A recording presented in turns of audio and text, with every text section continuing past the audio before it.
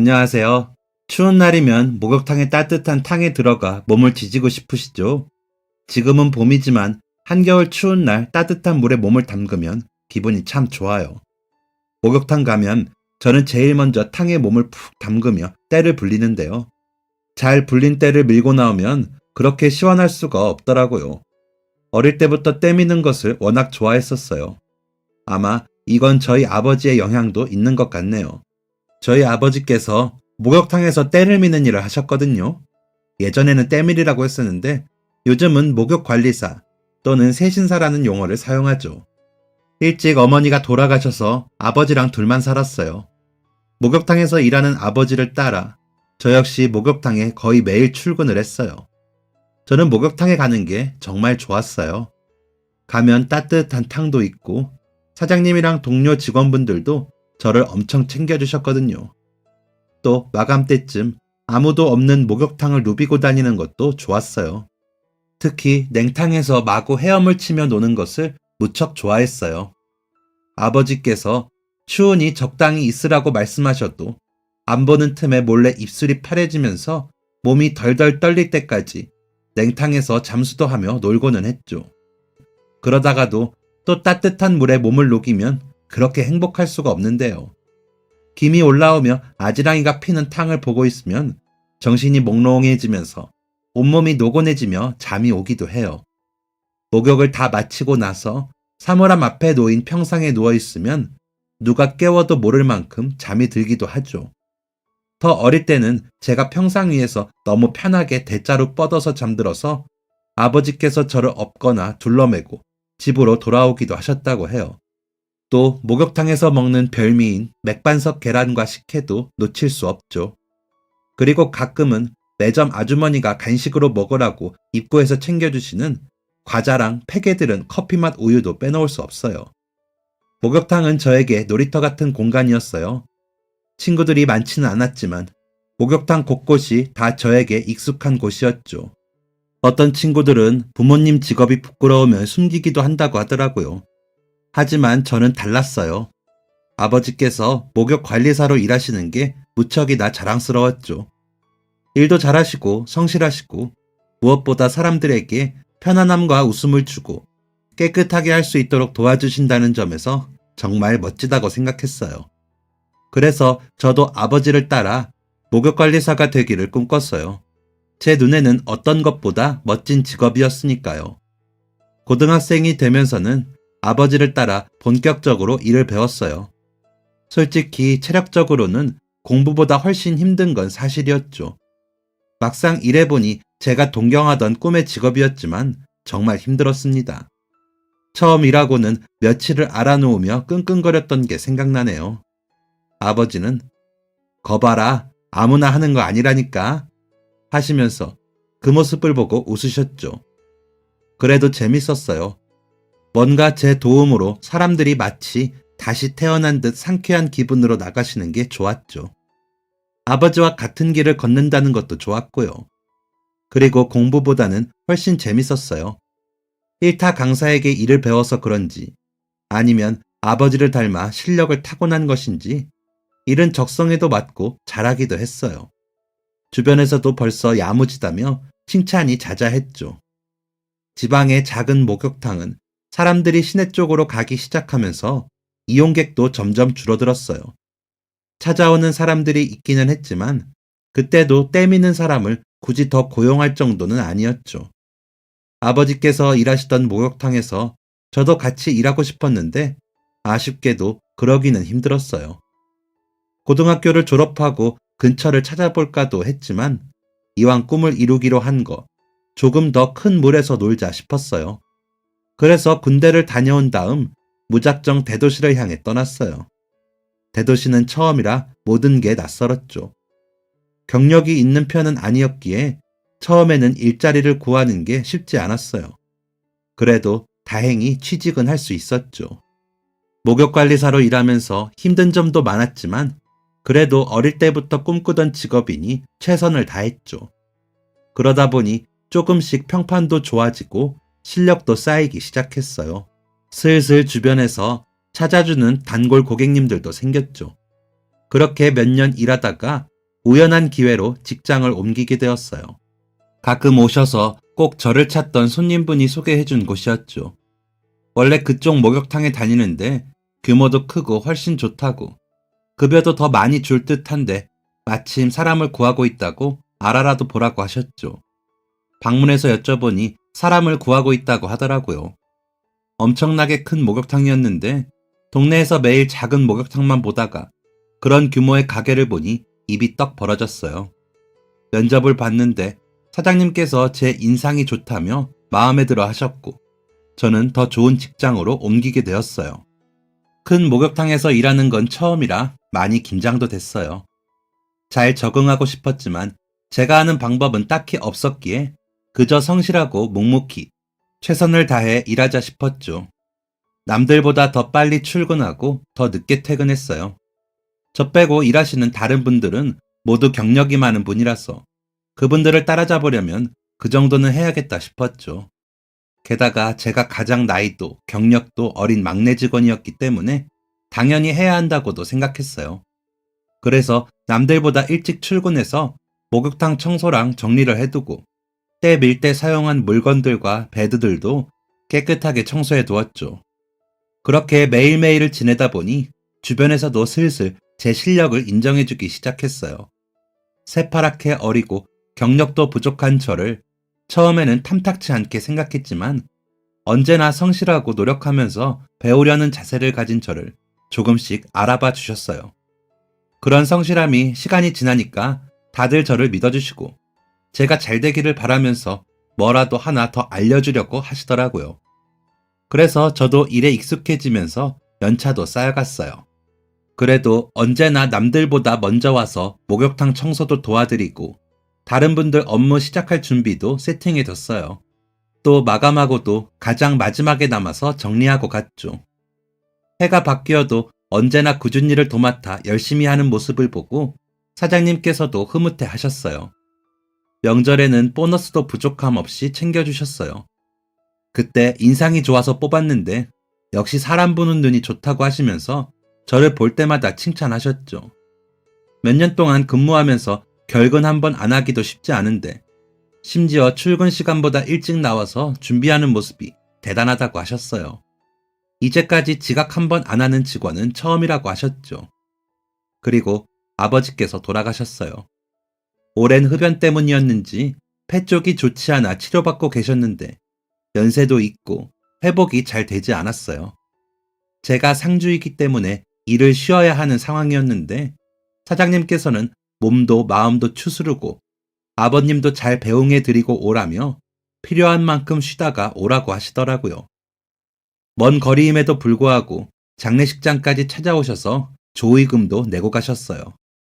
사장님께서 또 젊은 시절 아버지께서 다른 친구들 부모님보다 일찍 돌아가셔서 제 심정을 알 것 같다며 제 어깨를 두드리며 위로해주고 가셨죠. 타지 생활하며 친구도 지인도 많이 없는 데다 친척들도 많지 않았는데 사장님이 다녀가신 후로 뭔가 든든한 기분이었어요. 정말 감사하더라고요. 그래서 다시 돌아와서는 전보다 더 열심히 하려고 노력했어요. 시간이 점점 지나면서 제가 수중에 필요한 돈보다 여유 있게 벌고 일이 익숙해지면서 시간도 남게 되니 뭔가 취미생활이 가지고 싶더라고요. 원래는 쉬는 날이면 항상 아버지를 찾아뵈었는데 이제 아버지께서 계시지 않으니 갈 곳도 딱히 없었고요. 그래서 취미로 무엇을 해볼까 이런저런 것들을 찾아봤어요. 그러면서 동네를 지나던 중 동사무소 앞 게시판에 요양원에서 어르신들 활동을 도울 사람을 찾는다고 했어요. 일주일에 한 번 야외로 나들이를 가는데 그때 일손을 도와줄 봉사자를 모집한다길래 관심이 갔어요. 복잡하게 머리 쓰는 것도 아니고 몸 쓰는 일이니 어렵지 않을 것 같더라고요. 게다가 사진 속의 나이 든 어르신들 모습을 보니 저희 아버지가 떠오르기도 했어요. 그래서 그쯤부터 양로원에서 일손을 돕기로 했어요. 봉사라고 하기에는 너무 거창하고 그냥 한 번씩 가서 어르신들 거동하는 것 도와드리고 식사 준비랑 그걸 나눠드리는 걸 도와드리는 정도가 다였어요. 그리 대단한 일도 큰 일도 아니었죠. 그리고 오히려 일주일에 한 번 제가 도움을 드리러 가면서 더 많은 도움을 받았어요. 외로운 타지 생활에서 아버지 돌아가신 후로는 부쩍 더 외로움이 컸었는데 많은 분과 시간을 보내고 아버지 같은 어르신들과 시간을 보내며 마음이 많이 풍족해졌거든요. 그러던 중 한 사건이 생겼어요. 어느 날엔가 일찍 끝나는 날이라 일을 마치고 나오는데 어디서 신랑이 하는 소리가 들리더라고요. 그래서 뭐지? 무슨 일이라도 생겼나? 하는 생각에 목욕탕 입구에 있는 카운터 쪽으로 갔더니 거기서 말다툼하는 듯한 소리가 들렸어요. 자세히 가서 보니 카운터의 아저씨가 한 남성분과 언성을 높이고 있더라고요. 혹시나 큰 싸움으로 번지면 어쩌나 하는 생각에 다급하게 카운터로 가보았습니다. 그리고 무슨 일인지 사연을 여쭤봤어요. 그러자 아저씨가 대답하셨죠. 아니 글쎄, 이 아저씨가 지금 목욕탕 앞을 자꾸 서성이잖아. 아저씨는 아까부터 목욕탕 입구와 카운터 주변을 자꾸 서성이는 한 남성 때문에 언성을 높이신 거였어요.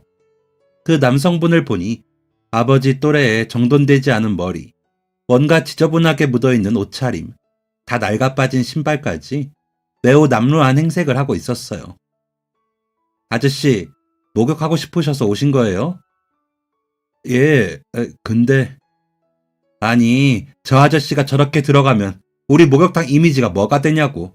저런 사람 들어온다고 손님들이 얼마나 불쾌해 하겠어. 손님 다 떨어져 나가, 아저씨. 가세요, 가. 저기 뭐 기차역 근처나 다른 목욕탕 알아보세요. 카운터 아저씨는 그분에게 손짓으로 멀리 가라는 신용하며 보내려 했습니다. 아저씨는 난처한 얼굴로 불안한 듯 발등만 바라보고 계셨어요. 저는 가운데에서 상황이 난처했지만 왠지 아저씨를 돕고 싶었습니다. 다시 말을 걸기 위해서 고개를 숙였는데 아저씨의 얼굴이 어딘가 익숙했어요. 저기 아저씨, 혹시 저 아시지 않으세요? 아저씨는 고개를 들어서 저를 쳐다보셨어요. 고개를 든 그분의 얼굴을 보니 의구심이 확신으로 바뀌었습니다. 아무래도 서비스 직종에 있다 보니 제가 사람 얼굴을 무척 잘 외우거든요. 손님들 얼굴을 잘 익혀두면 일하는 데도 훨씬 도움이 되기도 하고요. 제대로 눈을 마주친 아저씨를 보니 예전에 저를 이 목욕탕에 소개해준 분이었어요. 불과 몇 년 사이 모습이 많이 달라지셨지만 분명 같은 분이었습니다. 저는 반가운 마음에 아는 척을 했죠. 그랬더니 그제야 고개를 들어 눈을 마주치고 저를 바라본 아저씨께서도 저를 기억하셨습니다. 기억나세요? 저 예전에 그 태권도 학원 앞쪽에 있는 목욕탕에서 때 밀던 사람이에요. 그때 거기 손님으로 가끔 오셨던 거 기억나세요? 여기서 사람 구한다고 저한테 말해주시고. 그때 그 젊은이, 예, 기억납니다. 와, 이게 몇 년 만이에요. 여기서 이렇게 다시 뵙다니. 목욕하시려고 오신 거 맞으시죠? 오랜만에 단골 손님 제외했으니까 제가 특별히 모실게요. 그러자 카운터 아저씨께서 단호하게 말씀하셨어요. 안 돼! 저런 노숙자를 어디 데리고 들어가려고 해! 입장 못 시켜! 저는 카운터 아저씨를 설득하며 간절히 요청했어요. 형님, 한 번만 봐주세요. 이분 제가 여기 오기 전에 저 엄청 예뻐해 주시던 단골 손님분이거든요. 저 여기서 일하게 된 것도 다 이분이 여기 사람 구한다고 소개해 주셔서 그러신 거예요. 아니었으면 저 여기 일도 시작 못했을걸요. 게다가 원래 예전에는 여기 자주 오시던 손님분이에요. 오랜만에 예전 생각이 나셔서 들리신 것 같은데 한 번만 들여보내주세요. 네? 제발요. 부탁이요. 제가 내일 카운터 정리랑 청소까지 싹 할게요, 형님. 그렇게 간절히 요청했더니 카운터 아저씨는 저를 한 번 보고 그 아저씨를 한 번 보고 한숨을 깊이 내쉬더니 알겠다고 하셨습니다. 대신 사장님이 물어보셔도 난 모르는 일이다. 무슨 일 생기면 다 네가 책임지는 거야. 알겠지? 하시더니 마지못해 수건과 사물함 열쇠를 내어주셨어요. 저는 당연하죠. 제가 다 책임질 테니까 걱정하지 마세요. 를 외치며 입장료도 제가 직접 결제하고 아저씨를 모시고 안쪽으로 들어갔습니다. 다행히 평일 낮이라 사람이 많이 없었지만 몇몇 있던 손님분들이 눈치를 주셨어요. 제가 일부러 극진하게 대우하니 대놓고 뭐라 하시진 않으셨지만 모두 궁금해하는 눈치고 어떤 분은 헛기침으로 눈치를 주기도 하셨습니다. 저는 오히려 VIP 손님을 모시듯 더 예의 바르게 아저씨를 대했어요. 그랬더니 다들 저분이 차림새는 저래도 뭔가 대단한 사람인가? 하는 듯한 눈으로 저희를 바라보았죠. 아저씨는 사물함에 옷을 넣기 위해 옷을 벗으셨어요. 그동안 무슨 일이 있으셨던 건지 옷을 벗으니 제가 마지막으로 봤을 때와 다르게 굉장히 앙상하게 마르신 모습이었습니다. 저는 휴게실로 가서 제가 평소 사용하는 샴푸랑 비누를 챙겨서 나왔어요. 그리고 옷을 다 벗은 아저씨를 모시고 탕이 있는 곳으로 들어갔습니다. 아저씨, 오늘은 제가 오랜만에 때도 시원하게 밀어드릴게요. 그럼 먼저 목욕부터 도와드릴게요. 라고 이야기하면서 아저씨를 모시고 의자를 챙겨 목욕탕 한 구석에 자리를 잡았습니다. 물 온도를 맞춰드리고 샴푸부터 비누로 몸을 닦아내는 것까지 옆에서 깍듯하게 보조를 해드렸어요. 아저씨는 멋쩍어 하시면서도 내심 좋아하시더라고요. 고마워요. 이러는 게 쉽지 않을 텐데. 에이, 아니에요. 저 여기서 일하게 된 거 다 아저씨 덕분이잖아요. 그때 여기서 사람 구한다고 이야기 안 해주셨으면 제가 이렇게 좋은 곳에서 일할 기회가 있었겠어요? 아저씨 덕분에 좋은 직장도 구하게 됐으니 보답하는 거예요. 은혜 갚는 까치? 맞나? 그런 거라고 생각하세요. 그동안 어떻게 지내셨어요? 그러고 보니 저희 몇 년 만에 다시 보는 것 같아요. 그렇게 말해주니 정말 고맙네. 자네도 예전에 비해 얼굴이 아주 좋아 보이는구만. 나는 그동안 그냥 그럭저럭 지냈네. 저는 목욕을 마치고 퇴근을 하던 길이지만 아저씨와 함께 탕에 들어가서 이야기를 마저 나누었어요. 아저씨는 그동안 꽤 힘든 시간을 보내신 것 같더라고요. 내가 자네 목욕탕에 다닐 때까지만 해도 잘 나가던 사업가였지. 나는 그게 계속될 줄 알았어. 사업은 승승장구하고 덕분에 그 돈으로 애들 유학도 보내고 첫째는 결혼도 시키고 사장님 소리 들으면서 계속 행복할 줄 알았어. 바닥부터 내 손으로 일구어낸 사업이라 내 애착도 남달랐지. 돈 번답시고 일에 매달리느라 애들이랑 제대로 놀아주지도 못하고 키웠는데 지금 생각해보면 어차피 한순간 무너져서 물거품으로 변할 거. 그냥 그때 애들 손잡고 놀이터라도 한 번 더 갈걸. 애들 입학식, 졸업식이라도 꽃다발 들고 가볼걸. 후회되는 순간이 한두 개가 아니야. 둘째 녀석은 피아노 연주를 하는데 내가 일한답시고 둘째 녀석 콩쿠르인가 대회 나갈 때는 한 번도 못 가봤어. 지금 생각해보면 참 후회되는 순간들이 많아.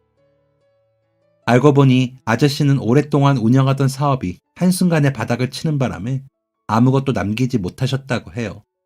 혹시나 자신 때문에 가족들이 피해를 볼까봐 자신을 부양해야 한다는 의무감이나 책임감, 그리고 돈 문제 때문에 부담을 느낄까봐 가족들과도 인연을 끊은 채 거리에서 생활 중이시더라고요.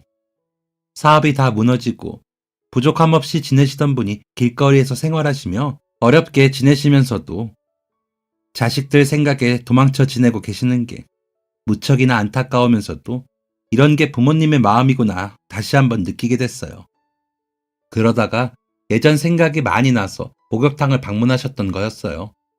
들어오고 싶으셨지만 자신의 행색을 보고 입장을 시켜주지 않을 것 같아 그 앞에서 한참을 서성이셨다고 하더라고요. 예전에는 발길 닿는 대로 시간 날 때마다 들리던 곳인데 지금은 자신이 그 앞에 있는 것만으로도 민폐가 될 만큼 상황이 달라진 것에 대해 참 안타까워 하셨어요. 아저씨의 사연을 듣고 나니 눈물이 쏟아질 것 같았어요. 저는 괜히 동정한다고 느끼실까봐 애써 눈물을 꾹 눌러 담고 아저씨의 때를 열심히 밀어드리고 마사지도 해드렸어요. 그리고 목욕을 마치고 나자 아까 입구에서 봤던 분과 전혀 다른 사람으로 변했죠. 말끔해진 행색에 아저씨도 거울을 들여다보며 환하게 웃으셨어요. 마치 예전으로 돌아간 것 같다며 거울 속 자기 모습을 한참을 들여다보셨죠. 그 모습을 보는 아저씨의 눈에 참 많은 사연이 담겨 있었어요. 저는 아저씨를 옆에 있는 이발소로 모시고 가 머리랑 수염도 정리를 부탁드렸어요. 이렇게까지 하지 않아도 된다고 손사래를 치셨지만 이왕 오신 김에 오랜만에 풀 서비스를 해드려야 제 마음이 편하다고 우겼죠. 그리고 머리를 하시는 동안 밖으로 나가서 급하게 근처에서 새 옷을 사왔어요.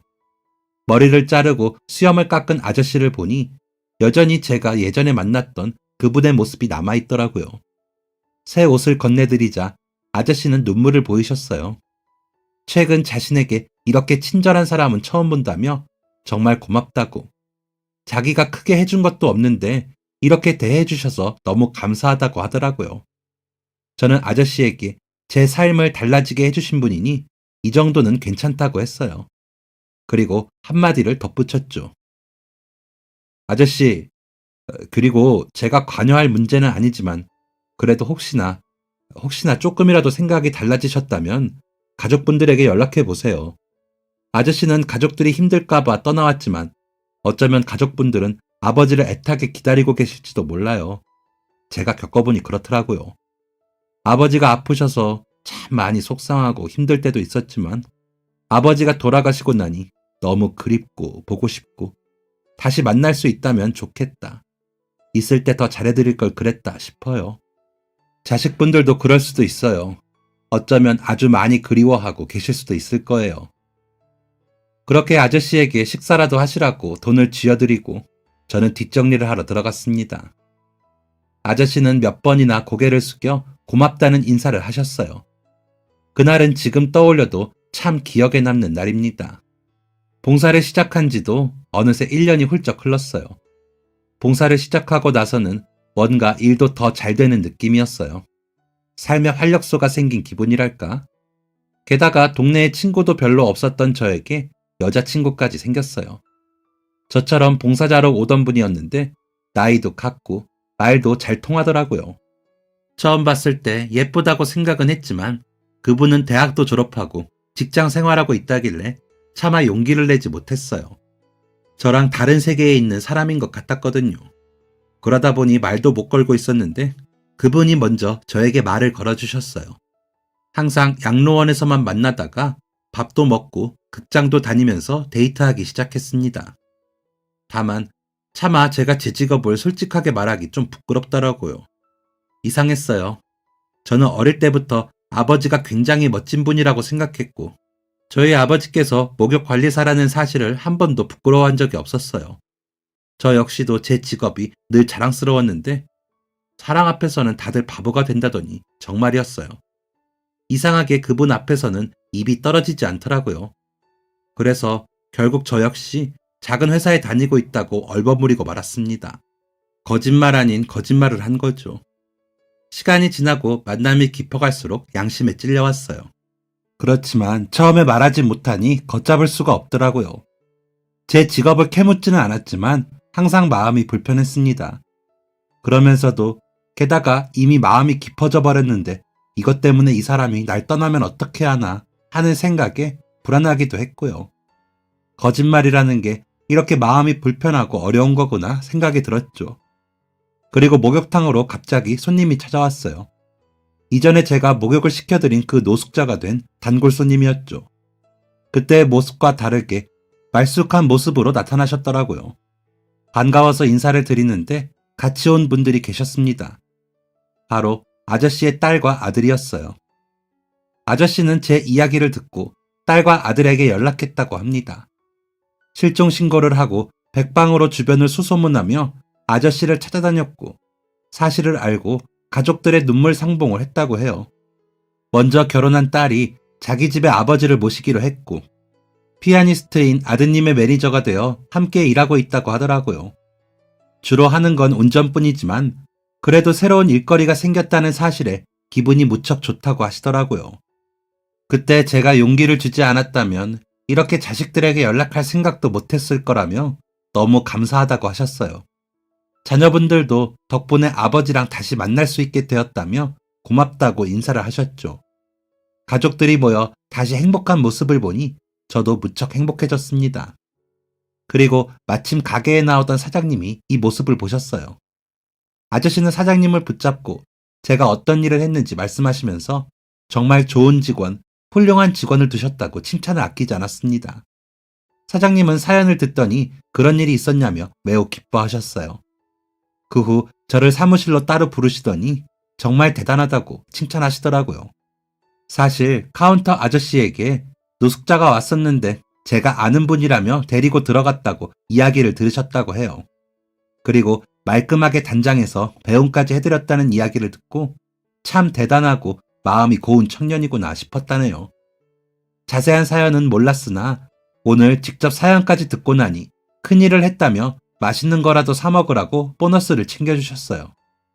여자친구와는 연애도 잘 되어가고 있었어요. 시간이 지나면서 결혼 이야기가 나오더라고요. 제가 아니고 여자친구가 먼저 결혼 이야기를 꺼냈어요.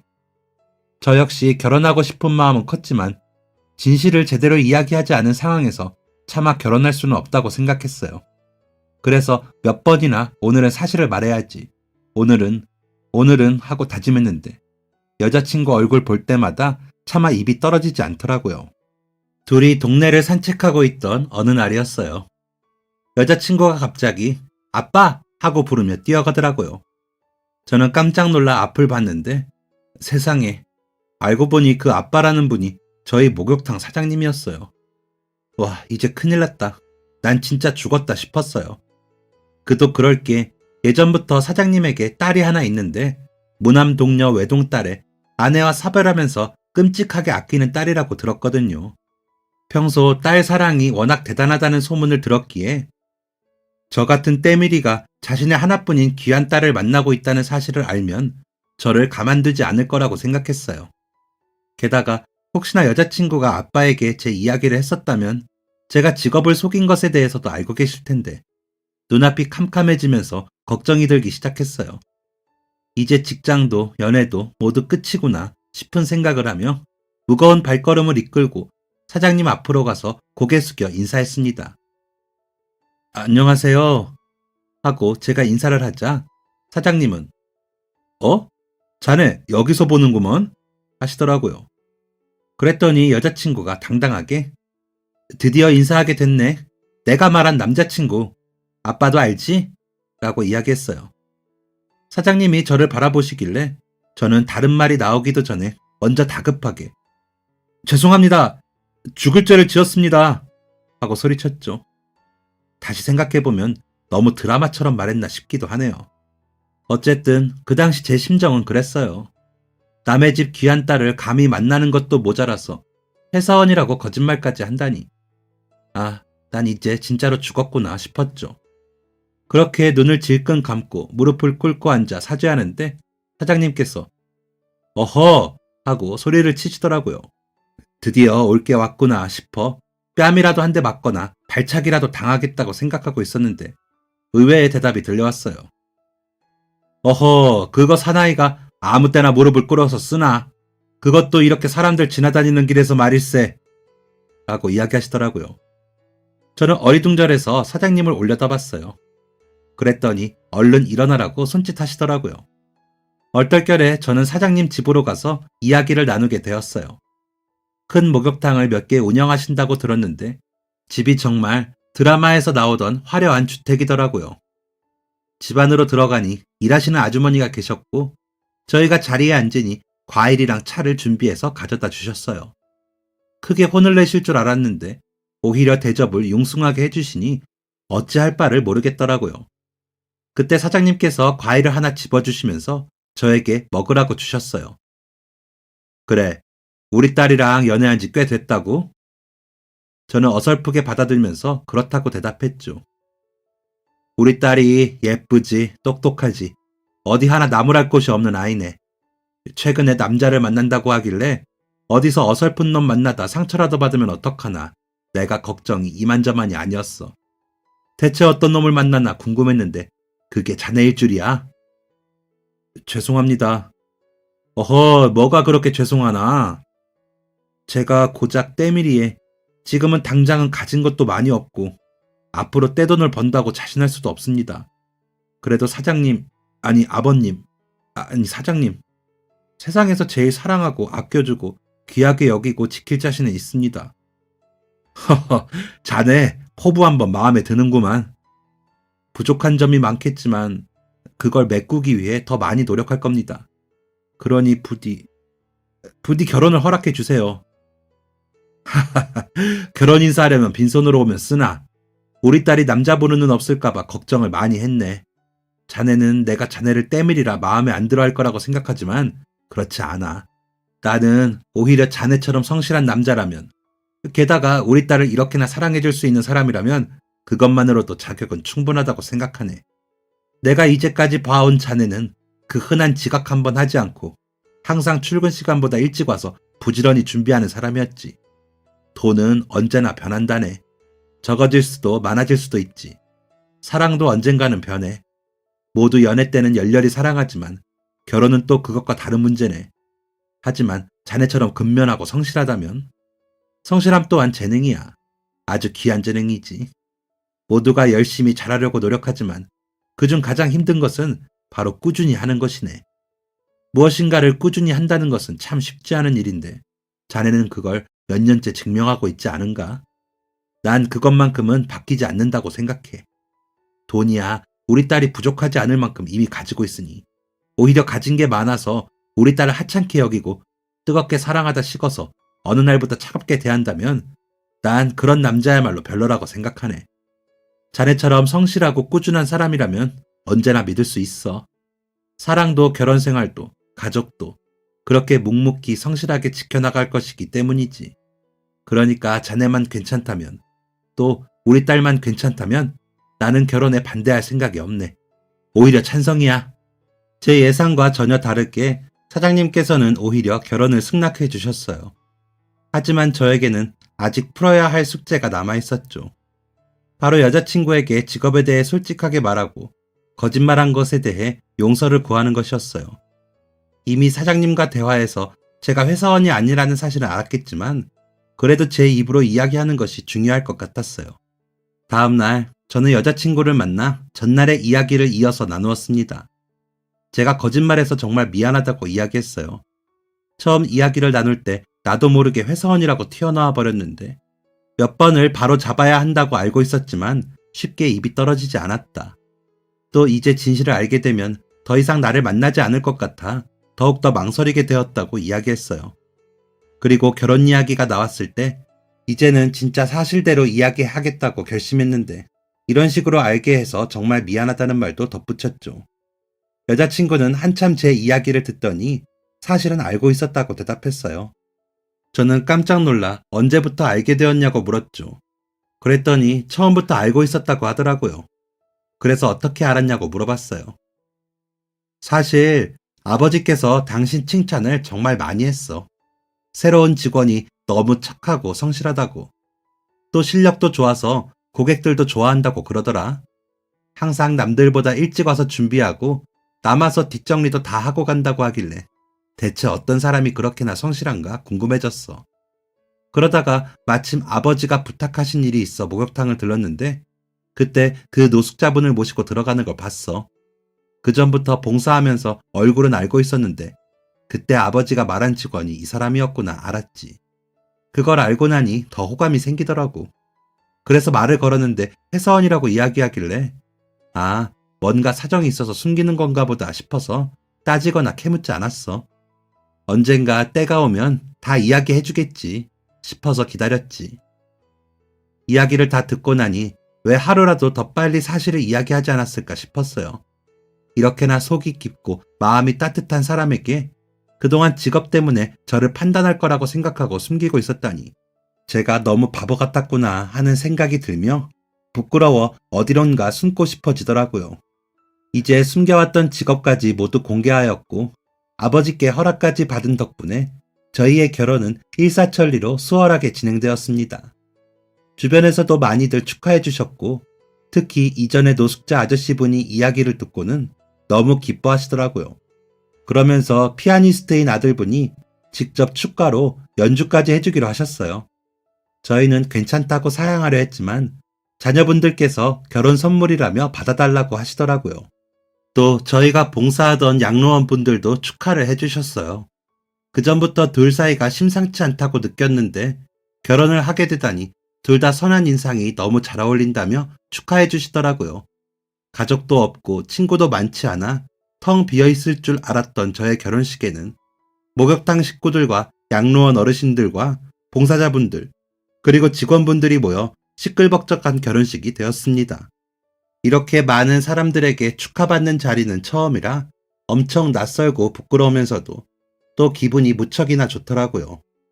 결혼하고 나서 저는 사장님께 본격적으로 목욕탕 업무를 배우기 시작했습니다.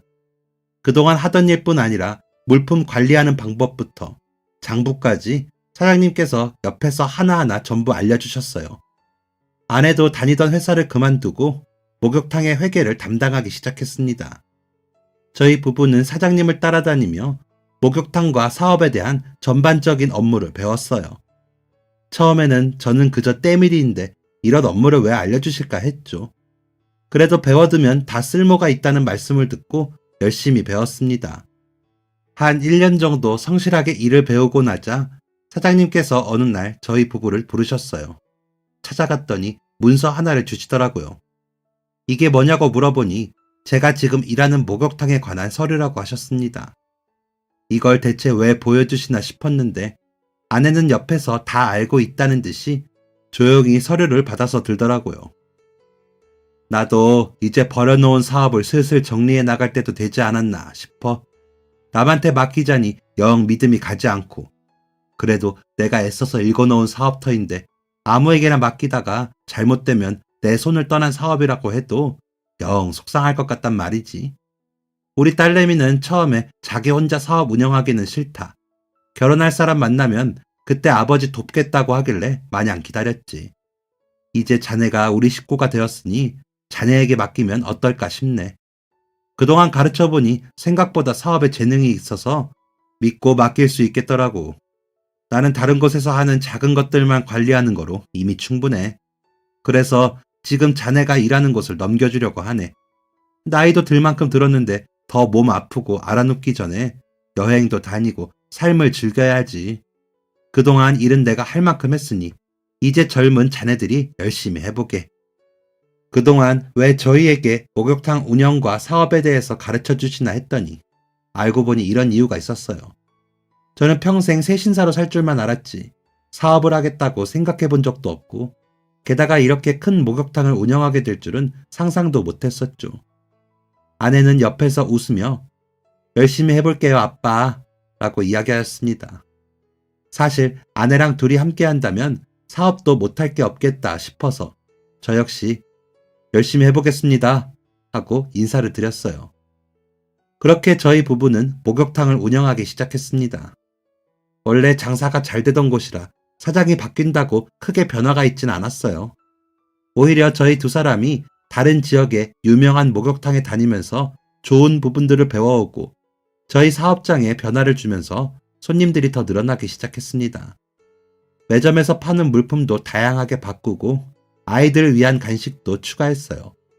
사업은 꾸준히 성장했고 세월이 흐르면서 목욕탕과 찜질방, 개인 스파까지 시대와 유행에 맞춰서 건물 여기저기를 리모델링하면서 계속해서 발전시켜 나갔습니다. 아내는 명석하고 인내심도 좋은 덕분에 사업적으로도 훌륭하게 저를 도와주었고 저 역시 그런 아내 덕분에 좋은 운영자가 될 수 있었어요. 그리고 저희 부부는 봉사도 계속하였어요. 저희 부부를 만나게 해준 곳이 바로 그 양로원인 만큼 저희에게는 특별한 추억이 있는 곳이죠. 그래서 꾸준히 봉사도 하고 노숙자분들을 위한 쉼터에 기부도 하였습니다. 다행히 아내와는 돈을 벌어서 남에게 베푸는 것을 좋아하는 부분도 잘 맞아 별다른 이견 없이 봉사도 기부도 계속할 수 있었어요.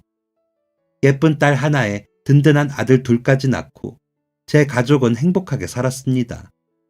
아이들에게도 늘 모든 일은 자신이 얼마나 꾸준히 성실하게 하느냐에 따라 앞으로 달라질 수 있다고 가르치고, 아이들이 자라고 나서는 양로원 봉사도 함께 다녔습니다. 항상 남을 생각하고 배려하면서 살도록 가르치려 했었는데 다행히 아이들 모두 잘 자라준 것 같아요. 가게를 물려준 장인어른도 세상을 떠나고 저희 부부 역시도 나이도 많이 들어 더 이상 목욕탕 운영하기도 힘들고 아이들도 성인이 되어 은퇴 후 전원 생활을 즐기고 있습니다. 아이들은 각자 목욕탕과는 거리가 먼 꿈들이 있기에 이제 목욕탕 건물은 다른 사람에게 팔리게 되었죠. 그동안 오래 정이 들었던 건물이었는데 마지막 떠나는 날 참 아쉬웠습니다. 그래도 오랜 시간 그곳에서 정말 많은 추억을 쌓았고 행복한 기억들만 가득했기에 미련 없이 정리할 수 있었어요. 지금은 아내와 조용한 동네의 주택에서 같이 차도 마시고 정원에 꽃도 기르며 살고 있어요. 예전처럼 일하느라 바쁘게 지내는 것은 아니지만 고즈넉하고 조용한 나름의 소소한 재미를 알아가는 중입니다. 또 가끔 오는 손주들이 저희 일상을 더 생기 있게 해주기도 하고요. 시간이 지나고 보니 참 재밌던 일들이 많았던 것 같아요. 그리고 제가 이렇게 노후까지 행복하게 살 수 있었던 것은 젊은 날 언제나 꾸준히 성실하게 살아온 것에 대한 보답이 아닐까 싶습니다. 그리고 현명한 아내 덕분이기도 하고요. 앞으로 남은 시간도 꾸준히 성실하게 사랑하는 아내와 아이들, 그리고 손주들과 행복하게 살아보려고 합니다. 요즘은 다들 사는 게 참 힘들다고 하지만 그래도 어느 시대에서든 노력과 성실은 보장받는다고 생각해요. 그러니 지금을 사는 많은 젊은이, 사람들이 포기하지 않고 꾸준히 성실하게 자기 일에 계속해서 노력했으면 좋겠습니다. 그리고 언젠가 열심히 했던 노력을 보상받기를 기원하겠습니다. 긴 이야기 들어주셔서 정말 감사드립니다. 모두 행복하십시오. 지금까지 사연 들어주셔서 감사합니다. 사연이 재밌으셨다면 구독과 좋아요를 눌러주세요. 감사합니다. 안녕히 계세요.